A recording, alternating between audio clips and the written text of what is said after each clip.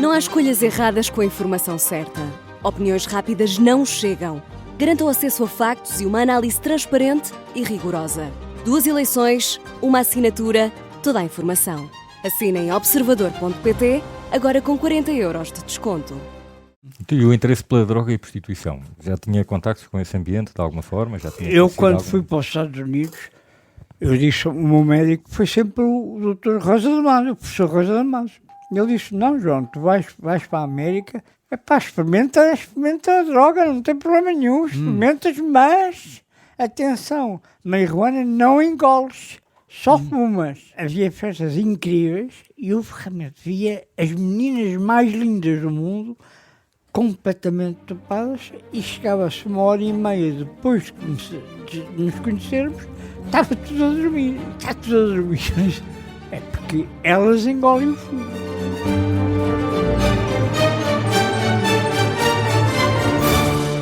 Olá, bem-vindos ao A Vida em Revolução. Eu sou Rui Ramos, historiador, e comigo está o Pedro Jorge Castro, jornalista.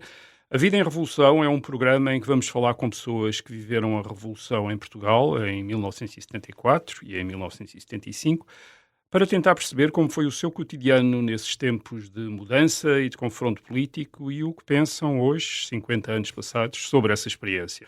Hoje temos como convidado o jornalista João Alves da Costa, que trabalhava no Diário Popular em 1974, filho de Aurélio Márcio, fundador do jornal A Bola.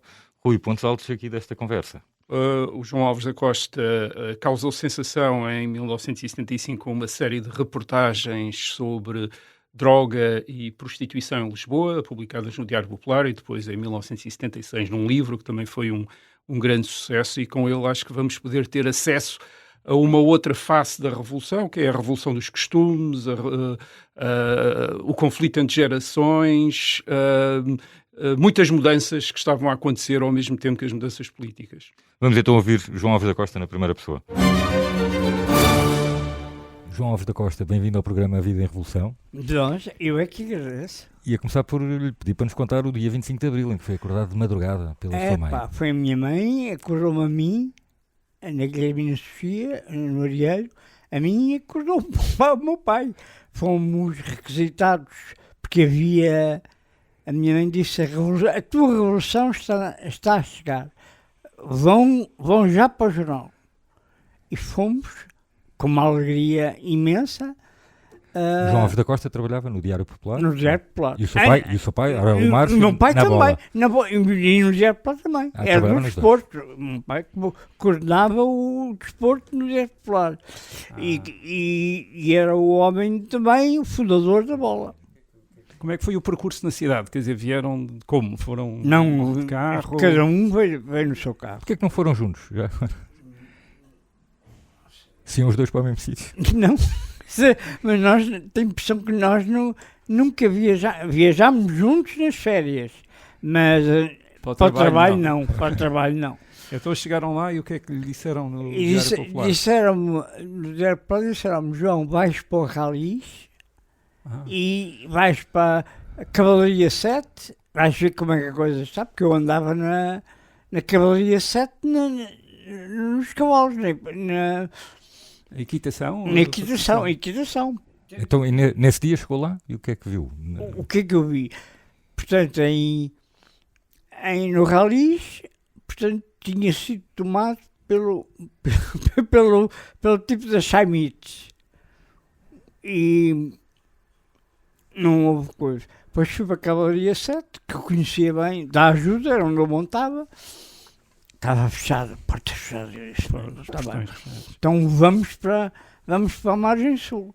Chegámos à outra margem e no alto do monumento do Cristo Rei estavam as forças aliadas. De modo que eu consegui ver as forças aliadas nos Olivais.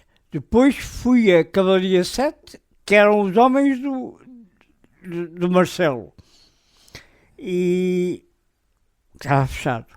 E depois fui para a margem sul. Estavam as forças do MFA lá em cima. No Cristo Rei. No Cristo Rei. E entrou em contacto com eles? Não, Falou, não, viu só... Vi e depois... Mas pôde circular à vontade, ninguém À o vo- impediu. Não, porque nós tínhamos crachás. Identificar com a imprensa. Exatamente. No Diário Popular tive a sorte de conseguir, num fim de semana, fiz a droga e prostituição, fiz as bruxas e fiz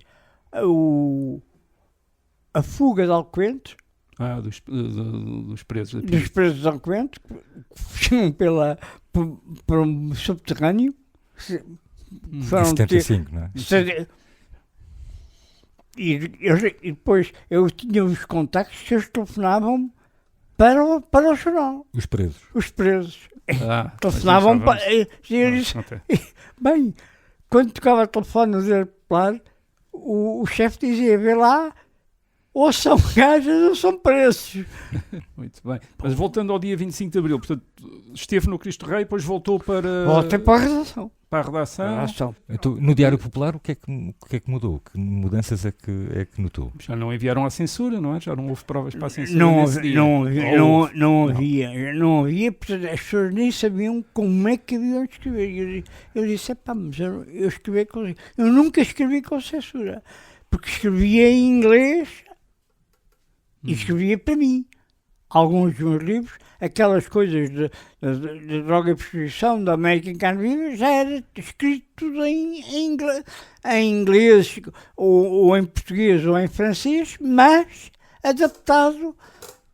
Portanto, eu nunca tive problema de censura. Quando apareceu isto de escrever sem censura, para mim era uma coisa normal. Certo. Mas então nesse dia, por exemplo, no Diário Popular, tiveram uma edição à tarde, portanto era um vespertino, não era? Era um vespertino. Tiveram essa edição à tarde. Nós tínhamos colaborou?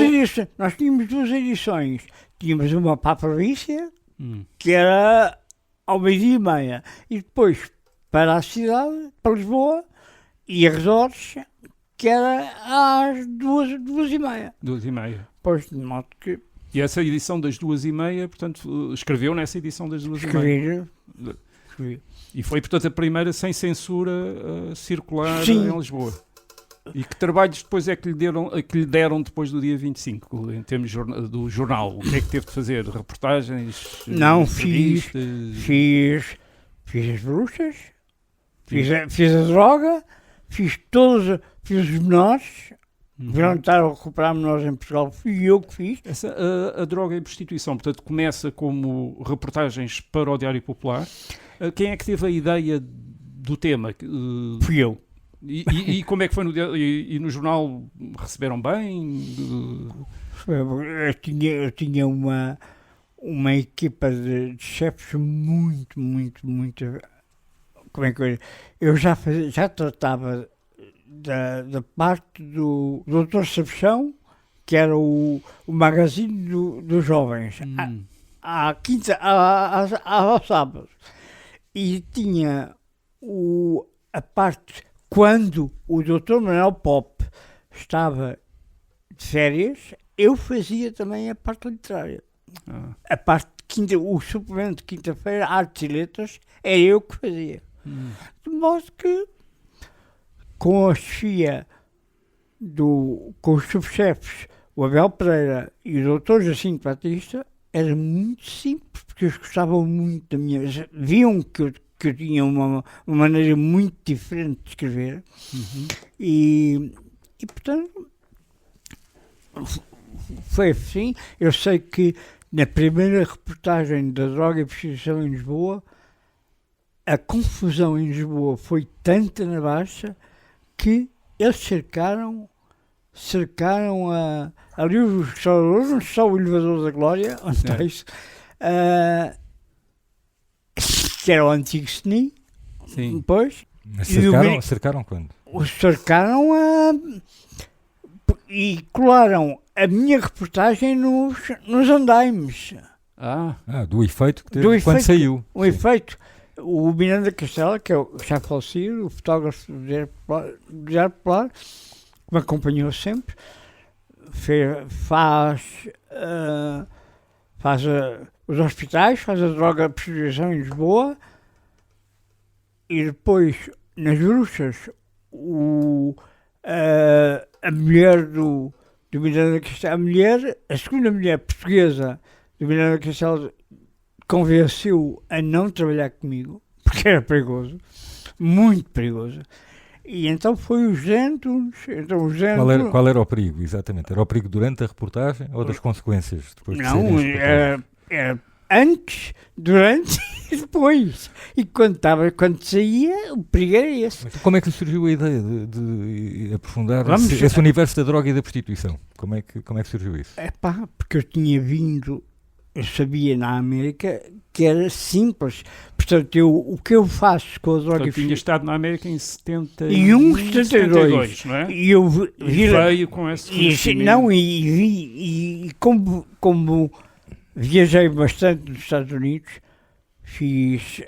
passei o Natal em Kansas City, passei o Carnaval em Minnesota, ou Atona, e depois passei a Páscoa no Novo México, numa quinta com cavalos e piscina, uma coisa fabulosa. Mas então, na América confrontou-se com essa realidade, de alguma forma, da droga e da prostituição? E comecei a ver os índios completamente desprezados, e eu fui a única pessoa que fui a uma escola, porque os índios não iam para a universidade, só iam índios para a universidade se fossem já de teor olímpico. Até lá, não. Eu fui para uma escola, índios, e tirei uma fotografia com uma Índia para a bola. Que na altura era como é que é possível? Uma Índia na bola, a sorrir e agarrada a mim, quer dizer, isso foi uma coisa muito engraçada. Eu fiz sempre... Aqueles anos 71, aquilo foi o 72, era o tempo dos hippies, portanto era um tempo de grande mudança na América, e de grandes manifestações, e de comunas, hippies. Eu, em frente à minha fraternidade, que me dava as refeições, 3 refeições por dia, eu tinha direito a tudo, havia a maior comuna hippie, eu estava em frente, era só atravessar a rua. De modo que era ótimo, pá. Então, mas contou essas aventuras no América em Carne Viva, não é? E depois contei sempre. Que saiu em Portugal no dia 24 de Abril de 74. 24 de Abril. Portanto, mesmo em cima da Revolução. Teve lançamento? Não? Ou ainda... Ainda não tinha sido lançado o livro em Portugal. Eu vi na Bertrand da cidade universitária, porque eu estava na Faculdade de Letras Germânicas, de modo que vi o meu livro, com o meu nome, minha capa do América em Carne Viva, lá. E eu disse, por isso é que tinha sido escrita em inglês, já com os swings e as trocas de casais e tudo, e a Dona Maria Joana, que era a Maria Juana, mas eu falava como Maria Juana. O América em Carne Viva esgotou-se logo, sei lá, 4.000 livros em 15 dias. Naqueles primeiros 15 dias depois da Revolução. Logo. A escrita é completamente nova. Aquilo na altura era na diagonal, brincar com as palavras e brincar com as palavras. Mas, portanto, a Revolução não lhe tirou leitores ao livro, não é? Quer dizer, portanto, o América em Carne Viva, descrevendo aquela sua experiência nos Estados Unidos em 71 e 72. Foi uma novidade literária e estilística, porque nunca ninguém tinha escrito uma coisa assim. E com temas daqueles hippies, índios, isso era impossível. Drogas, meninas namorar, e depois namorar como uma republicana num tempo do Vietnã. Isso era uma grande confusão. E a minha noiva loura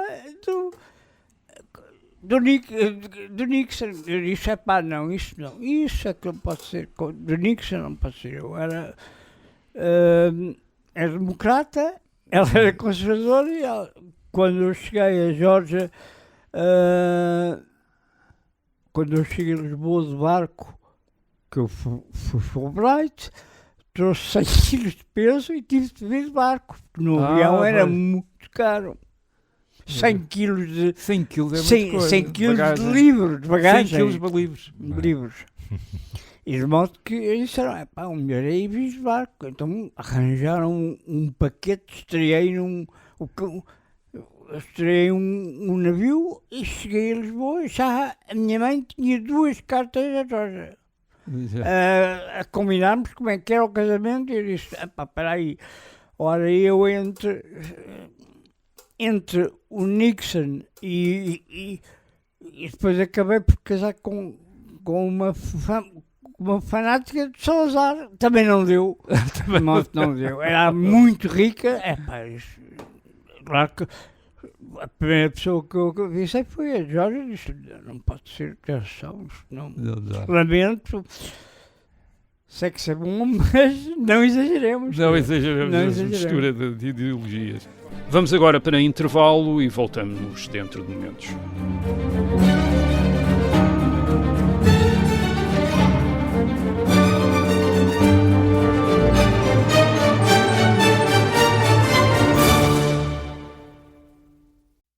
Novo Cupra Tavascan 100% elétrico.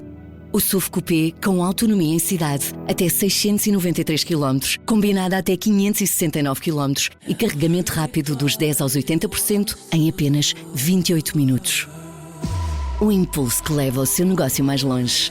Por 450 € mês mais IVA, sem entrada inicial. Renting para empresas INI. Novo Cupra Tavascan. Acelere a ambição.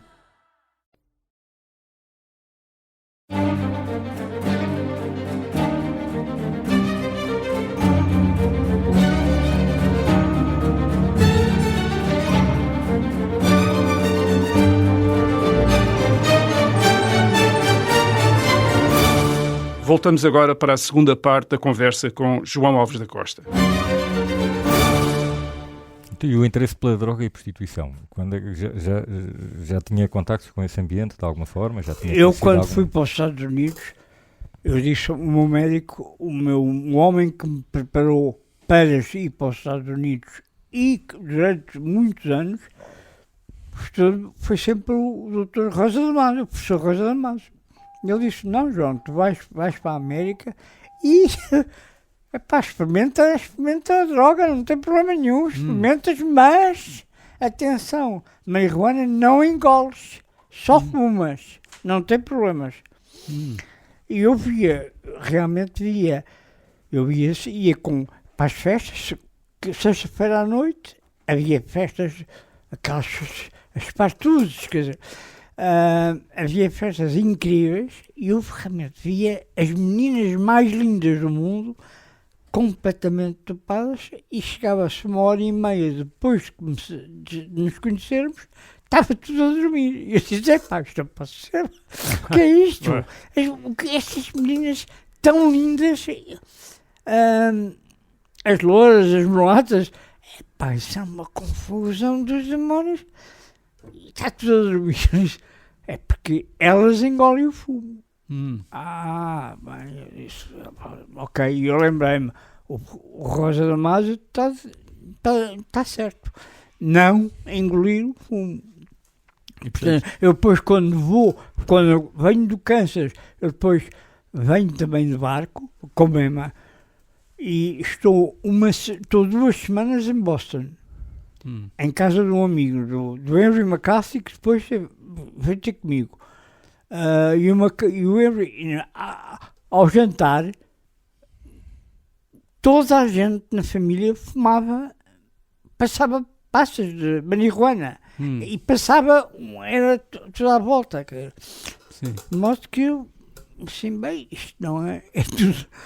E quando chega a Lisboa... Como é que era em Lisboa, a situação das drogas em Lisboa? Era uma coisa, ninguém sabia, não se podia falar. Eu disse assim, só tenho uma hipótese. Eu vou fazer uma coisa de droga e prostituição, vou fazer com meninas mais novas, porque como é que eu ia dizer, as meninas já metidas nos estupefacientes, isso também não me interessa. Portanto, fui para as escolas, as meninas de 15, 16, 17 anos, e que foi uma coisa, desde Lisboa, passando por colégios no Estoril e em Cascais, que era o fim do mundo. Uma fotografia comigo e nós fazíamos reportagens que depois davam páginas e lá no jornal dizia, mas como é que é isso? Este gajo, o João, vem e dá aulas sobre pacientes e sobre livros, quer dizer, é uma coisa inacreditável. Em Cascais, com as miúdas todas e os professores também, a receberem-nos, e o Miranda Castelo, o que até tirava as fotografias e disse, mas isso é uma coisa inaudita. E o que é que se consumia cá? Comprimidos? Não, era ervas? Era marihuana. E vinha de onde? De onde é que eles obtinham isso? É da África. Vinha da África? E de Marrocos. E de Marrocos. E eu sabia que muitos retornados vinham para Portugal com droga. Era o salvo-conduto deles. Depois vendiam e tudo. Era uma fonte de rendimento. Mas que eu entrava... Mas também vinha de Marrocos. Marrocos. Marrocos. Isso era o quê? Contrabando? Portanto, contrabando. Já havia traficantes, portanto... Já havia. E, aliás, eu passo a minha primeira lua de mel com uma portuguesa em Tanger. E aí eu passei a minha lua de mel numa praia com um tipo agarrado à droga. Eles iam buscar ao Atlas. Às montanhas, quer dizer. E aqui, no seu livro diz que as drogas não começaram em 74, já vinha de 73, 72, já não é? vinha. Portanto, mas associa isso ainda aos liceus, às escolas e a uma classe média, não é? E aos militares. E aos militares e aos jovens, os meninos e as meninas das escolas que não sabiam, a que terminavam as aulas e entregavam-se. E começaram-se a drogar. E aquilo pareceu que era mesmo, era uma minoria ou era bastante gente? Era bastante gente. Também refere à altura que havia muito consumo de medicamentos, não é? Obtidos nas farmácias, o Mandrax e o Polidelur, não é? Sim, que era não precisavam de receita. Exatamente. Isto também estava espalhado, assim, genericamente pelos miúdos? Pelos miúdos. Mas a droga, como é que eu ia dizer, a erva, os miúdos começavam pela erva. Começavam pela erva? Erva, sim.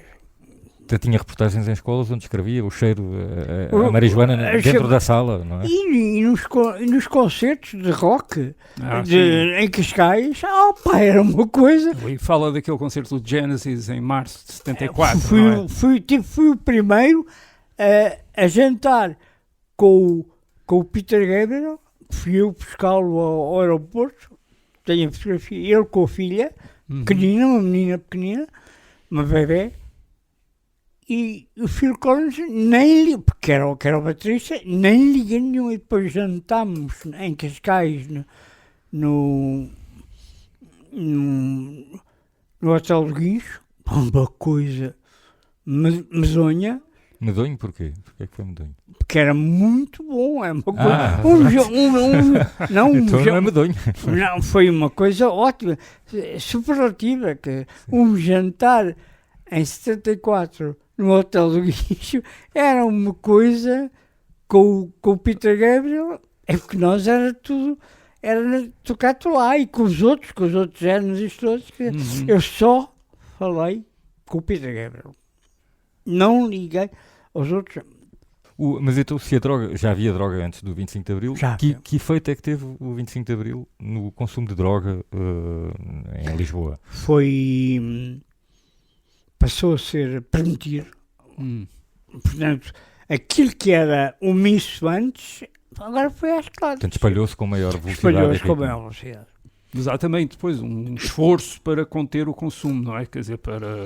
Bem, mas o governo não sabia como. Mesmo os novos governantes não sabiam que eu tinha vontade, porque eu tinha um A primeira entrevista do Ministro da Educação era o Vítor Alves. A primeira entrevista que ele deu foi a mim. O certo. Vítor Alves foi a mim. Mas manifestavam preocupação com esta questão das drogas e da Não prostituição? sei. ou não?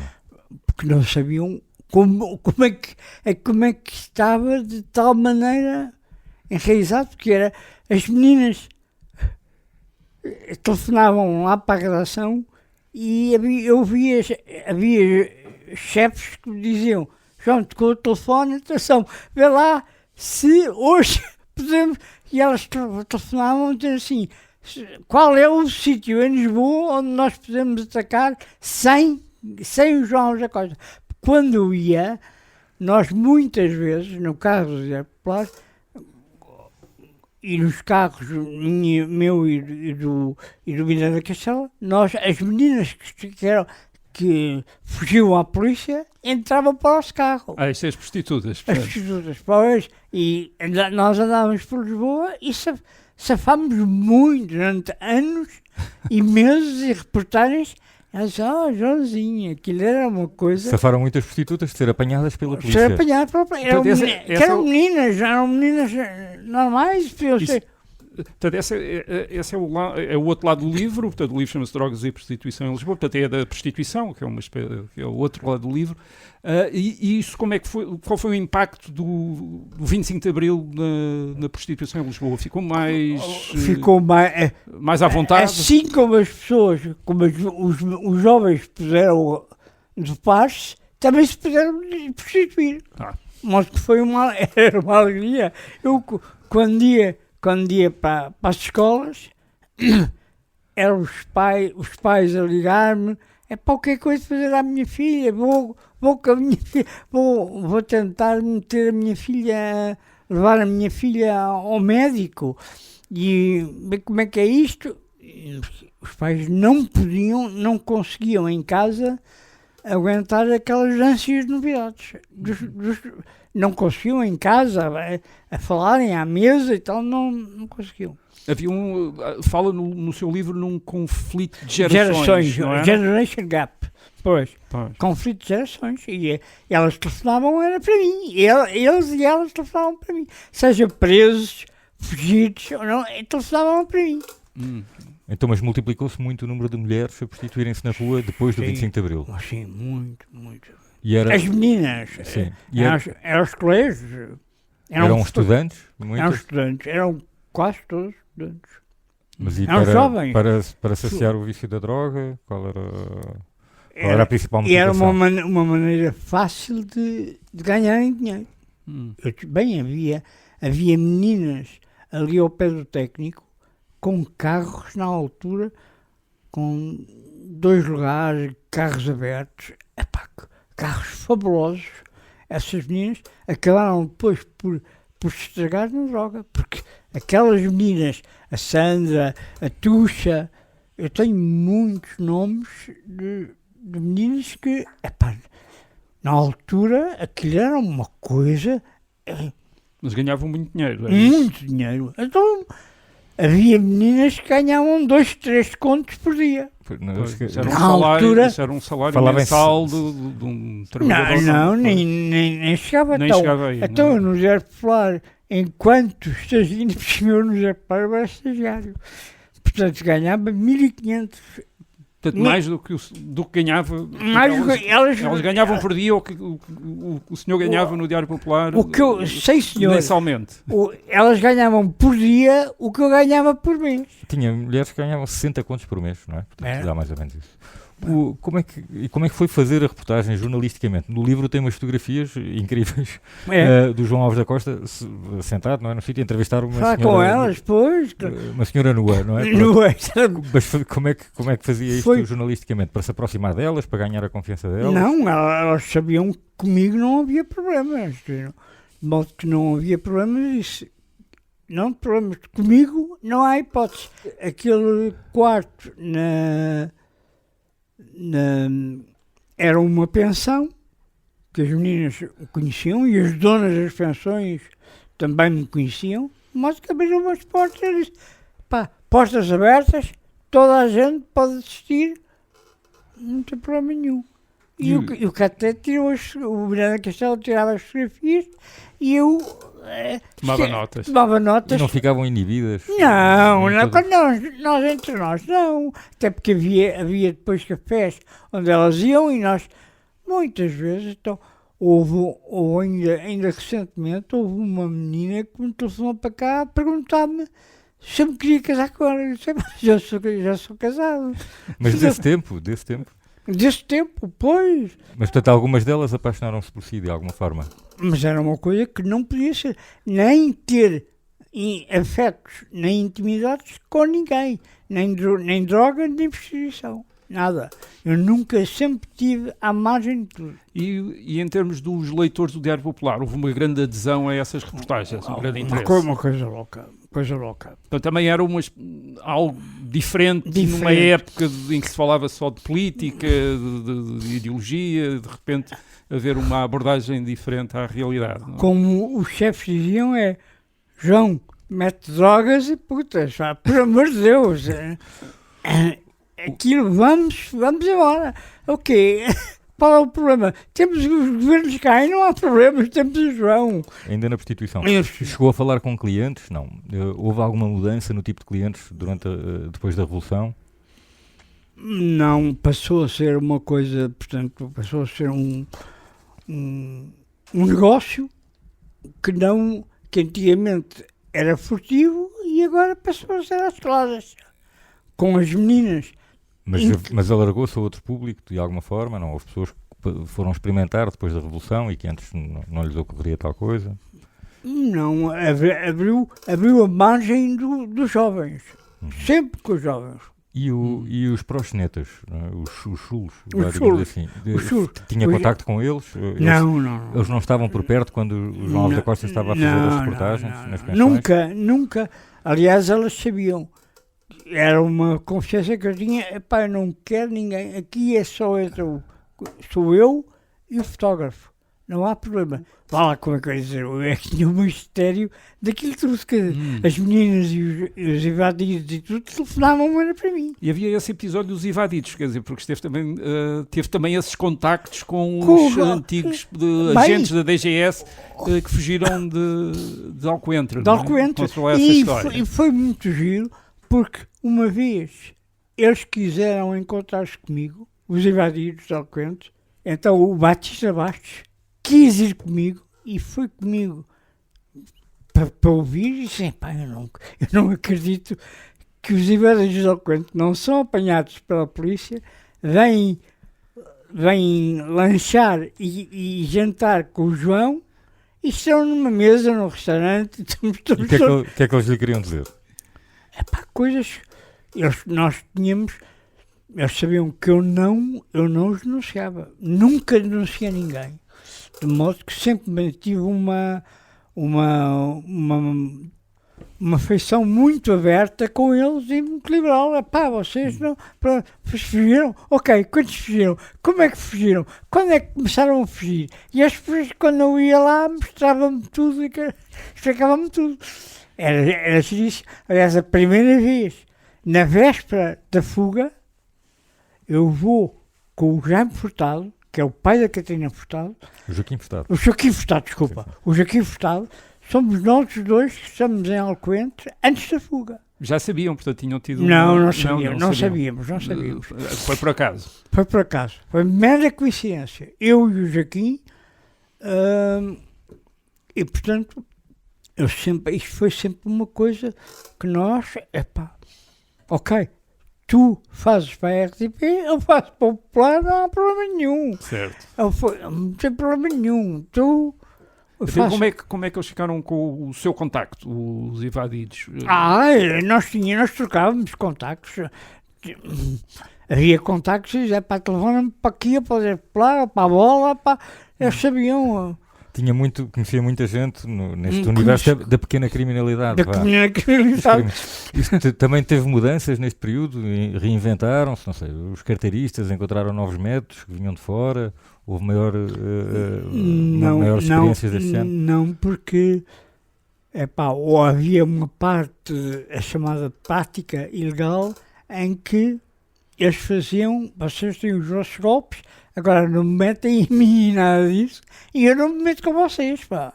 Vocês comigo estão à vontade, já sabem como é que é, mas não me meto em sarilhos nem. Mas e no Diário Popular? Não era, se calhar, um jornal mais permeável a esta questão da turbulência política, não é? Que foram meses muito intensos, à medida que havia cada golpe, não é?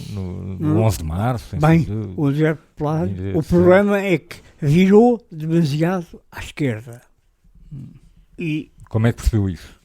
eu percebi porque entre os meus colegas eu sabia, porque havia elementos que, por exemplo, iam a São Tomé e Príncipe. E eu dizia-me, João, agora a próxima vez vais tu a São Tomé e Príncipe. Porque temos lá gajas, temos lá droga, temos tudo o que tu gostas. Não tem problema nenhum. Nunca fui a São Tomé. Deixa-me perguntar-lhe uma coisa. Ainda em 75 fala no seu livro de um centro de estudos da juventude, que era imagino que organizado no governo para seguir os problemas da droga e portanto teve contacto com isso? Falaram consigo? Não. As pessoas em Portugal não sabiam o que é que estava a acontecer, não percebiam como é que a coisa tinha mudado, porque não foi só a censura e a liberdade, não é que eles não controlavam os filhos em casa. Pois. Ao jantar, nas refeições, eles não controlavam. De modo que, e isto foi uma das coisas, por exemplo, que eu tive com o Vítor Alves, foi, João, tu és a única pessoa que aguentas os dois lados, não há hipótese de ninguém, elas não falam connosco, recusam-se, gozam connosco, chamam-nos fascistas Portanto, eles tinham um grande, mesmo os revolucionários tinham um grande problema em ir à gente mais nova, não é? Não consigo, porque é só a nível de partidos, e eu a nível de partidos, portanto, a nível do PCP, a nível com o Zé Barata Moura, eu disse, não me metam cá com as meninas dos UECs, das meninas as fanáticas comunistas, eu não tenho nada a ver com isso. Toco com elas, toco para elas, toco tudo, vamos embora à bolsa da burguesia e o olha a bola, Manela, isso foi das coisas mais giras, pá. Nós depois fizemos digressões em Coimbra, no Porto, foi fantástico. Fui para casa segundo eles diziam, de camaradas do PCP e tocámos, fizemos muitas festas. Houve festas no Porto, muitos giros só para jovens, só para crianças. Crianças, aí eram crianças. Crianças, pá. E o coisa era olhar a bola Manel e era isso que nós tocávamos, pá. A vida cotidiana mudou muito, claro, os hábitos mudaram muito depois da Revolução. E com este seu olhar especial para a forma como... O meu olhar para as relações amorosas, para a vida em casal, o meu olhar mudou? Mudou muito porque os meus pais, para me segurarem, deram-me uma vivenda na aldeia de Judas, quando eu vim à América. Para ficar em Portugal, de alguma forma, era isso? Não. Bom, preferi em Portugal para assentar e eu disse, mas eu não tenho nada a ver com isso. Mas em termos de costumes, não é? Sim, mudou bastante. Começou a haver muitos divórcios à sua volta, sim. Amigos a experimentar vidas mais libertinas, de alguma forma. Começaram e era, eu sei que assim, de repente, eu vim com 2 divórcios com portuguesas, e assim, alto, agora só vem uma pessoa que me aguente.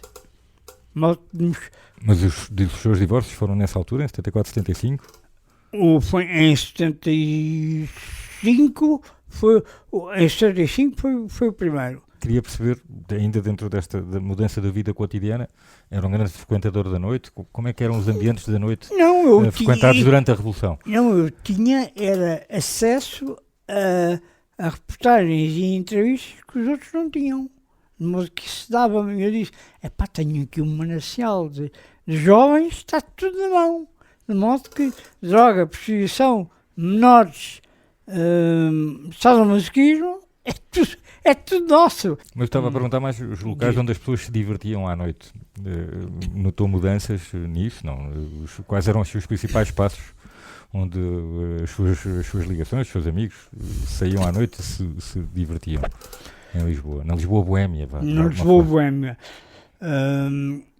Eu tinha um grupo que era a Ala dos Namorados no Diário Popular, que era feito pela Cristina Batista, filha do Jacinto Batista, o José Eduardo Muniz, o Nuno Vasco. Nós éramos um grupo fortíssimo, que era o meu grupo que ia também para o rock em Cascais, e que nós, era a Ala dos Namorados, aquilo não havia hipóteses, quer dizer, por exemplo, do Rui Abreu, consegui através dos contactos que eu tinha na droga e na prostituição. Quer dizer, nós íamos para restaurantes ali na Feira da Ladra, eu ia aos jantares e passava as noites a escolher, o que é que se pode amanhã publicar fotografias de autópsias e ele punha-me, João, tens esta. Era um monte, eu passava os jantares e assim, mas eu não posso publicar uma coisa dessas. A tocar com o Brata Moura e com os livros e com tudo, tinha tudo na mão. Tinha a fina flor do Ventulho, estava toda e tinha os jovens todos comigo.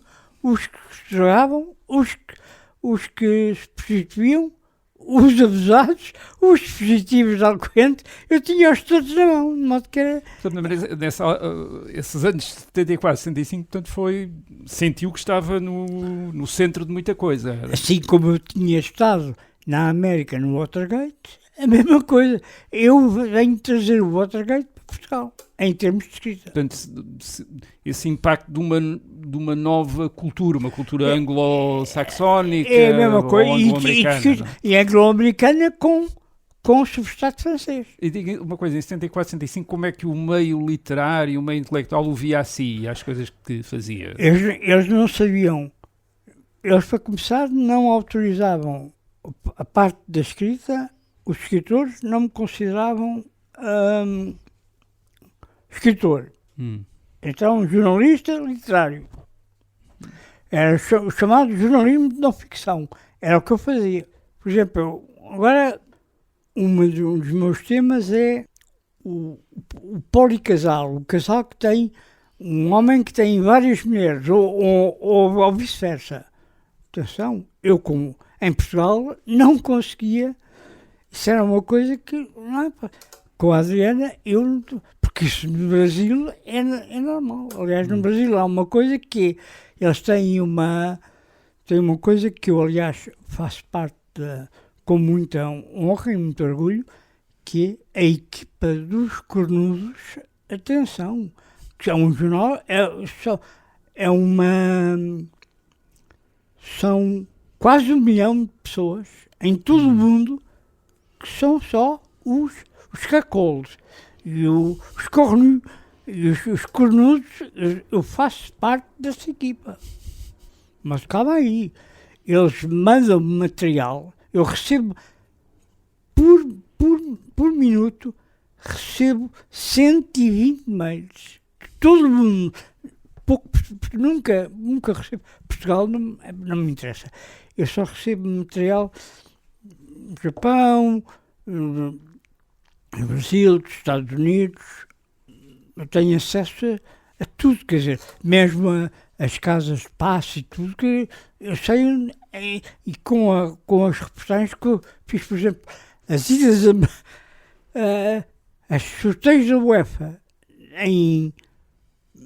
por exemplo, na Suíça, em Zurique, em Geneve e em Basileia, porque as pessoas, os portugueses, não queriam saber com quem é que o Benfica. Queriam saber com quem é o Benfica. Eu sou Benfica, a Adriana era Benfica, é sócio do Benfica, eu não sou sócio de nada.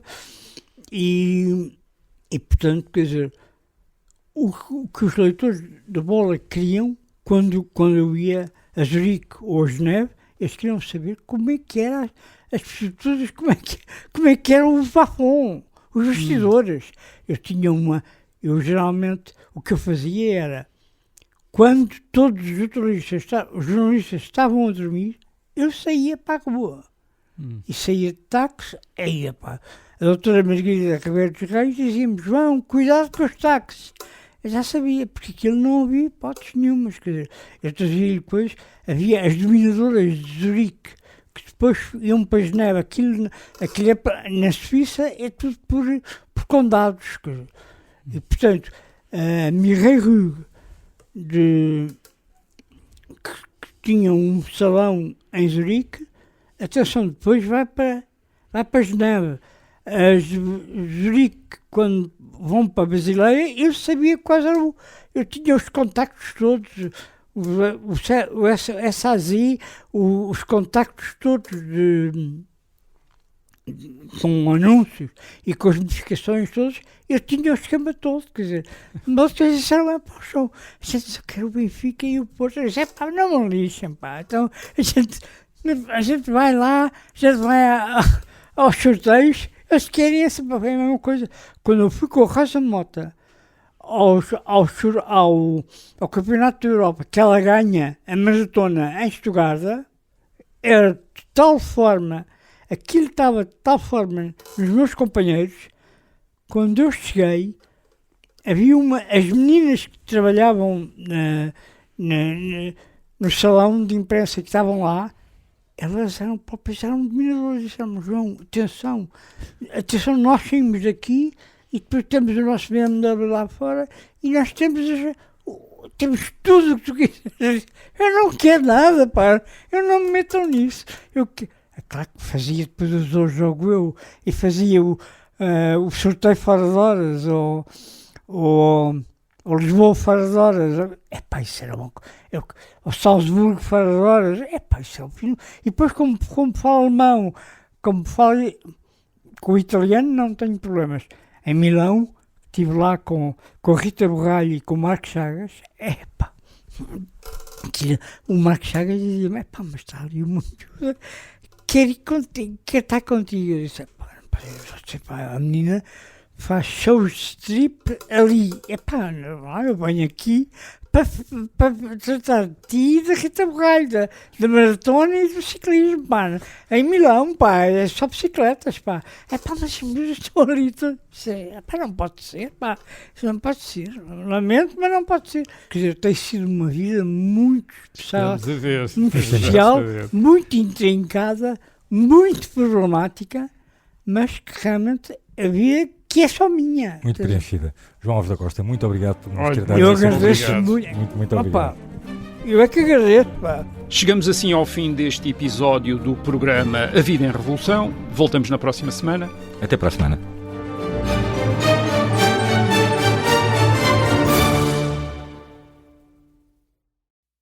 Novo Cupra Tavascan 100% elétrico. O SUV Coupé com autonomia em cidade, até 693 km, combinada até 569 km e carregamento rápido dos 10% aos 80% em apenas 28 minutos. O impulso que leva o seu negócio mais longe. Por 450 € mês mais IVA, sem entrada inicial. Renting para empresas INI. Novo Cupra Tavascan. Acelere a ambição.